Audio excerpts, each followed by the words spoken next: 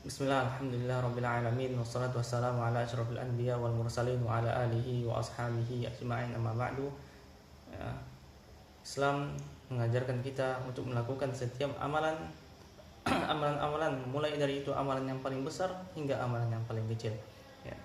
Entah itu amalan-amalan seperti yang paling besar, entah itu mulai dari salat, entah itu mulai dari zakat, puasa dan haji, hingga ke amalan-amalan yang paling kecil, hingga seperti kita adab-adab membuang air ketika kita masuk ke dalam WC, keluar dari WC, itu semua diatur oleh Islam. Dan semua amalan itu tidak akan berguna di hadapan Allah Subhanahu wa taala kecuali dengan melakukan niat yang ikhlas. Karena ulama mengatakan syarat diterimanya amalan itu ada dua. Yang pertama adalah niat yang ikhlas karena Allah Subhanahu wa taala, dan yang kedua adalah sesuai dengan apa yang disyariatkan oleh Nabi sallallahu alaihi wasallam. Sebagaimana Umar bin Khattab radhiyallahu taala anhu membawakan hadis Nabi sallallahu alaihi wasallam bersabda, "Innamal a'malu binniyat." Sungguh setiap amalan itu bergantung pada niatnya. Wa innama likulli imri'in ma nawa, dan setiap muslim akan mendapatkan apa yang dia niatkan. Faman kanat hijratuhu ila Allah wa rasulihi fa hijratuhu ila Allah wa rasulihi. Barang siapa hijrahnya karena Allah dan Rasulnya, maka dia akan hijrah, dianggap hijrah karena Allah dan Rasulnya. Waman kanat hijratuhu lidunya yusibuha, barang siapa yang niatnya hanya untuk mendapatkan hal duniawi yang ingin dia peroleh, aw imra'atin yankihuha, atau seorang perempuan yang ingin dia nikahi, fa hijratuhu ila ma hajara ilaih, maka hijrahnya akan terhitung sesuai dengan apa yang niatkan. Ini adalah sesuatu hal yang paling penting, hal yang paling prioritas pada setiap amalan kita. Setiap amalan kita akan dinilai apa yang telah kita niatkan. Jika niat kita baik, maka kita akan mendapatkan kebaikan. Jika niat kita buruk, maka kita hanya akan mendapatkan keburukan.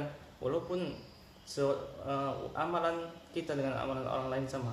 Allah Subhanahu wa taala mengatakan, "Man kana yuridul hayatad dunya wa zinataha nuwaffi ilaihim a'malahum fiha wa hum fiha la yubkhasun."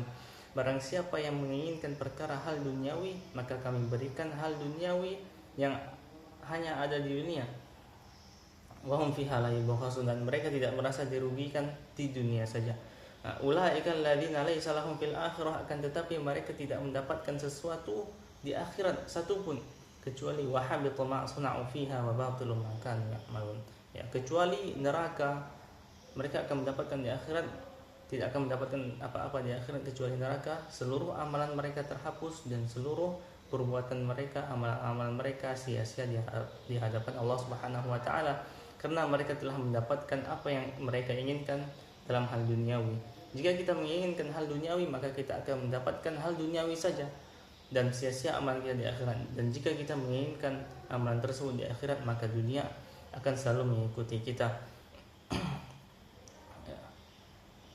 Jadi setiap amalan itu akan terhitung sesuai pada niatnya. Sebagaimana ada seseorang yang melakukan amalan yang sama, ada seorang yang sholat, orang yang pertama sholat, seorang yang kedua sholat, seorang yang pertama juga zakat, seorang yang kedua juga zakat, orang yang pertama melakukan puasa, orang yang kedua melakukan puasa. Akan tetapi di akhirat mereka mendapatkan hal yang sangat berbeda.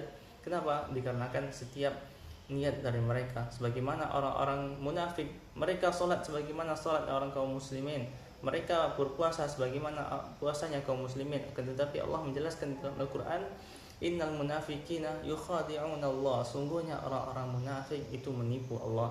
Wa idza qamu ila sholati qamu kusala, jika mereka menegakkan salat, mereka akan menegakkan dengan bermalas-malasan. Allah Subhanahu wa taala telah mewanti-wanti dengan sifat orang munafik ini.